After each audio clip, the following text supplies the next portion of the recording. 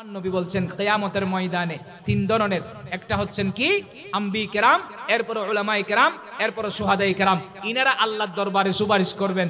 এখন ইনারা তো বেলা হিসাব করবে, তো ওই যে মুসল্লিদেরকে জান্নাতে নিয়ে যাচ্ছেন, ওই মুসল্লিরাও কিয়ামতের ময়দানে সুপারিশ করবেন। একটু বড় আওয়াজে বলেন না সুবহানাল্লাহ। এখন মুসল্লিরা আল্লাহর দরবারে যাবেন। আল্লাহ, ওই যে দেখতে পাচ্ছি যে কিছু বান্দা এরা তো আমাদের সাথে চলাফেরা করেছিল, আল্লাহ এদেরকে আমাদের সাথে যাবার পারমিশন দেন না। আল্লাহ বলবেন আচ্ছা যাও, এদের মধ্যে যাদের কলবের মধ্যে এক দিনার পরিমাণ ঈমান থাকবে তোমাদের সাথে এদেরকে নিয়ে যাও।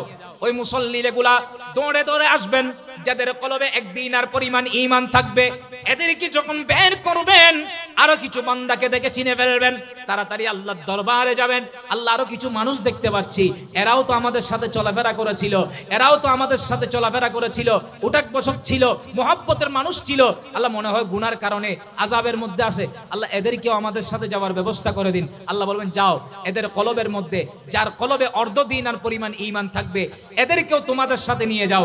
আবার মুসল্লিরা আসবে, দেখবে ওই বান্দাদের মধ্যে যাদের কলবের মধ্যে অর্ধ দিনার পরিমাণ ঈমান থাকবে এদেরকে যখন বের করবে, আরো কিছু মানুষ দেখবে, আবারও দৌড়ে যাবে, আল্লাহ আরো কিছু বান্দা দেখতে পাচ্ছি, এরাও আমাদের সাথে ছিল, মহব্বতের মানুষ ছিল, মনে হয় গুনার কারণে আযাব আছে, আল্লাহ এদেরকেও যাওয়ার পারমিশন দেন না।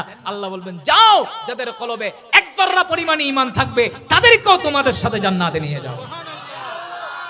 ইমামে বুখারী কিতাবুত তাওহীদের মধ্যে হাদিস নোট করেছেন, মুসল্লিরা যাবেন যার কলবে এক দিনার পরিমাণ থাকবে, যার কলবে অর্ধ দিনার পরিমাণ ঈমান থাকবে, যার কলবে এক যররা পরিমাণ ঈমান থাকবে, এদেরকে টেনে বের করে জান্নাতে এদের সাথে নিয়ে যাবে।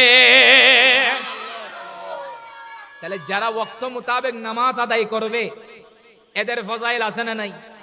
দুনিয়াতেও শান্তি, কবরেও শান্তি, আখিরাতের মধ্যে আরো শান্তি, অন্যান্য মানুষদেরকে নিয়ে জান্নাতে যাবেন।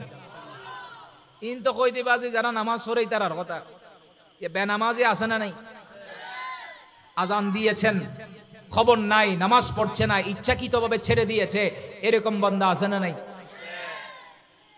খবরদার, যারা ওয়াক্ত মোতাবেক নামাজ আদায় করছেন না এরা তো দুনিয়ার মধ্যে শান্তিতে নাই, কবরে গেলে বলেন না, কবরে গেলে